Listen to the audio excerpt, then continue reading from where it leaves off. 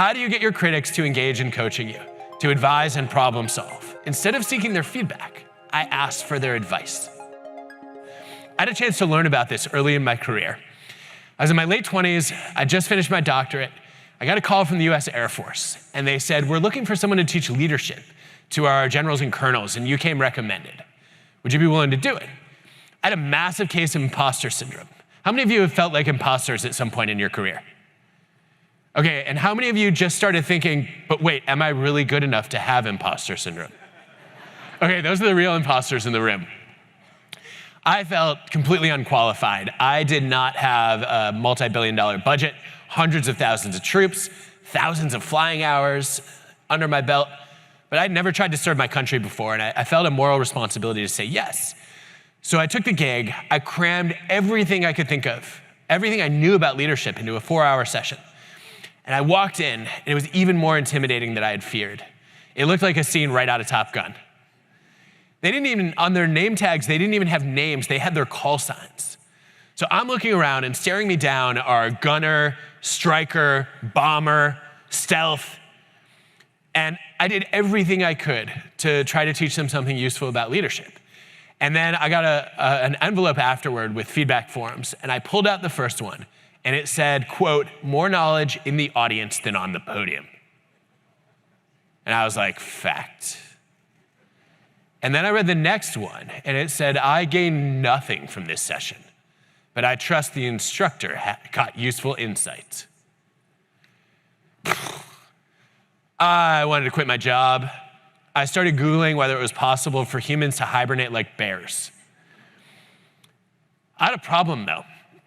I had committed to doing another session about a week later for another group of military leaders. And as a matter of principle, I followed through on my commitments. But I didn't have time to reboot all my content. I had already taught them everything I knew. So the only thing I could think to do was I went back to my critics, the generals and colonels who'd crucified me, and I asked them for more. I said, I didn't think you were mean enough the first time. Can you please hate on me further? No, I didn't say that. I actually asked them a different question. Instead of seeking their feedback, I asked for their advice. I did not know this at the time, but research has come out in the last few years showing that you learn more from other people. You get better coaching if you seek advice rather than feedback. The reason is feedback is backward looking. People will tell you what you did wrong yesterday. Advice is forward looking. They tell you what you can do better tomorrow. And that's exactly what happened. These military leaders started giving me all kinds of useful tips and constructive suggestions for changes that I could actually make. And I took one of those tips and thought, you know what do I have to lose? I walk in the next week, I look around the room for the toughest looking military leader, and I lock eyes with him, and I say, listen, sand dune. That was his call sign. I didn't know what else to call him. I said, I know exactly what you're thinking right now. I have read your mind. You're wondering, what could I possibly learn from a professor who's 12 years old? And Sand Dune came back and said, that's ridiculous. You look like you're at least 13. It broke the ice in the room. I more or less covered the same content, but I had gotten off a pedestal I did not belong on in the first place.